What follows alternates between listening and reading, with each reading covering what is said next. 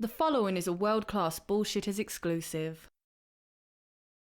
You know, it's funny. When a company used to make something that fans didn't like, they learned their lesson, went back to the drawing board, and tried again.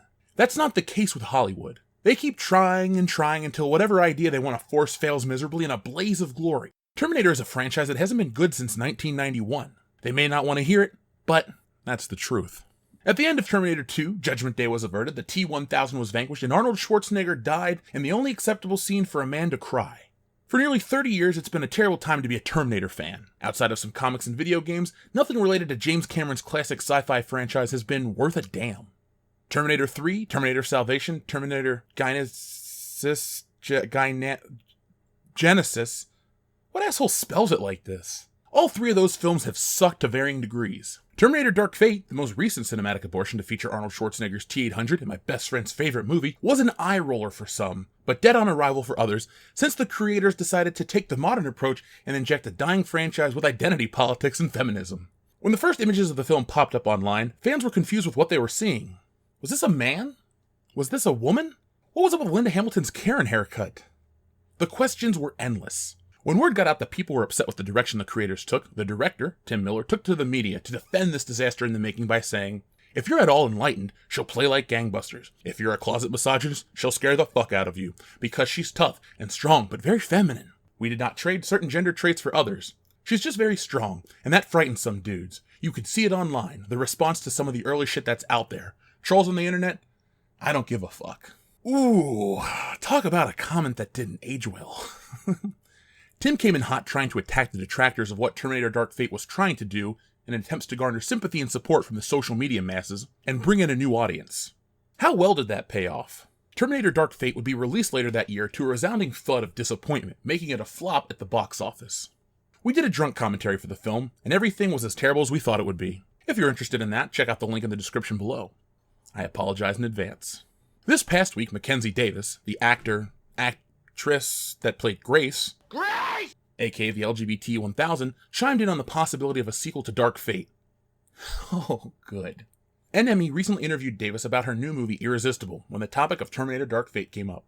You've been in a few dystopian sci-fi films, though. Terminator Dark Fate, for example. Is there a sequel coming? I really loved the movie, and I'm so proud of what we did, but there wasn't a demand for it at the box office, and to think that there'd be a demand for a seventh film is quite insane. You should just pay attention to what the audiences want, and they want new things, and I want new things. That's a humble answer, but I think Mackenzie Davis is right. Studios should pay attention to what audiences want. Is it possible that fans don't want more Terminator? Yes, as I said earlier, the franchise hasn't been good since 1991, but they kept making more, diminishing the franchise in the process. Outside of a string of pointless films, the biggest problem facing Terminator was co-opting the franchise with feminism. You misogynist? You keep telling yourself that, weirdo. Let's just get this out of the way. Terminator is Arnold Schwarzenegger's franchise.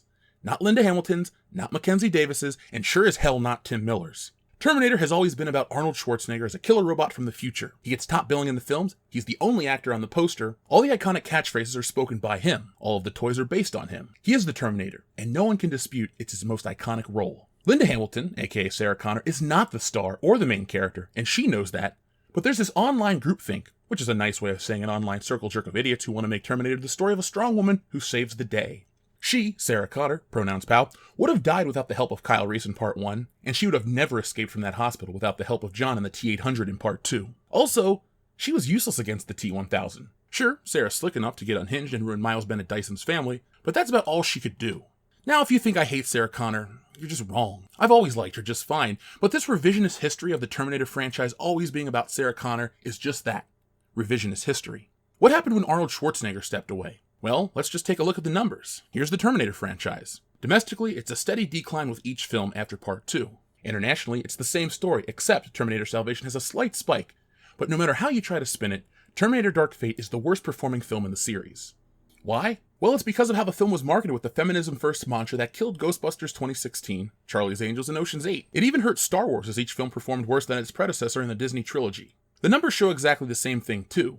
Terminator Genesis was marketed on the return of Arnold Schwarzenegger, and it made about $67 million more than the previous film. Once audiences realized that the film 1 sucked and B ruined the Terminator lore, they didn't come back for the next one. When the studios realized the mistake they had made, they went the same route that most studios with a floundering IP do. Feminism. Because it sells. To no one. Terminator Dark Fate's biggest mistake was taking that approach while doing the same thing Disney Star Wars did, altering the storyline / neutering the character's accomplishments. In Dark Fate, they kill off John Connor in the opening, rendering the events of Terminator 2 useless. Everything that Arnold and crew had fought for was all for naught. Then, on top of that slap to the face, they not only made a bad film, but they turned the Terminator into an allegory for immigration. It's a series about time-traveling killing machines. One of these things is not like the other. The box office failure of Terminator Dark Fate was no surprise. Just like Paul Feig with Ghostbusters 2016, Tim Miller ran his mouth off to fans who didn't like what they saw, and the result was the anticlimactic end to the Terminator series. Yes, the series should have ended in 1991, but it just goes to show you that a stupid film that's not antagonistic towards the community and chock full of nuts and their crazy ideas is less detrimental to a franchise than a film that puts its agenda before story. And speaking of story, wow, Dark Fate had a bad one. It would be different if these kinds of movies were good. They could shut the fans up who had concerns about the film before they come out. All Terminator Dark Fate did was reassure us that it was all terrible. We were right all along, and that shit never works. I'm always confused to why these franchises take this approach. The fans lose interest, the studios lose money, and these haughty assholes in Hollywood, they always lose face. Nobody wins. So are you surprised that Terminator Dark Fate is not getting a sequel and essentially the Terminator franchise is dead? It has been terminated. I'm not, and it should have been terminated a long time ago. Hell, even when I saw T3 back in the day with a double feature alongside Charlie's Angels Full Throttle, I thought Terminator had lost it, but they kept going. What made me laugh is this is James Cameron's slight return to Terminator. I believe he had bought the rights back from Gail Ann Hurd, which he had initially sold her for $1 to make the first film, and the result was the implosion of Terminator. Now, I stand by my belief that Terminator is all about Arnold Schwarzenegger. And when Arnold Schwarzenegger plays a killing machine that shouldn't age well when the real actor ages, it just doesn't work. They can try to write you all the convoluted story plot and elements they want to, but an old man Terminator just isn't that cool. But Jeff, they talk about the living flesh over the endoskeleton, blah, blah, blah. You know what? Nobody gives a shit. It's a movie. You want to remember your heroes the way you want to remember them. When you think about Sean Connery as James Bond, you think about him from back in the 60s. You don't think about the time he returned in 1983 as Never Say Never Again with that terrible hairpiece, and it's just a dumb remake of Thunderball, and it sucks. When you think of Han Solo, you think of the original trilogy Han Solo. You don't jump to Episode 9's dream flashback with Ben. Or Kylo Ren. I don't even... Fuck Star Wars. Anyway, moving on. I'm wondering what the next franchise will be to inject itself with the feminist first approach that never works. Again, if there was something that did this and it was successful, we would all shut up and we would all look at that as an example of this kind of marketing being successful. But literally, that has never happened with any of these big franchises. None whatsoever. There are articles that tell you what a failure they all were, and you always have these antagonistic filmmakers. Elizabeth Banks did it with Charlie's Angels. Look at that movie. It made, $8 million in its opening weekend? I think Elon Musk farts and it costs more than that. So I don't want to hear from Hollywood how we're all terrible, racist, misogynist, bigoted fans, and that we're the reason these films fail. No, Hollywood, you're the reason these films fail, because they suck. Nobody wants continuations of stories that completely ended decades ago. Hell, next year is the 30th anniversary of Terminator 2 Judgment Day. There's really not much story to tell. I really wish James Cameron would have used the alternate ending for that film, because it would have put a little finality to the Terminator franchise. There's clips of it on YouTube, so you can check it out yourself, but I'll give you the gist.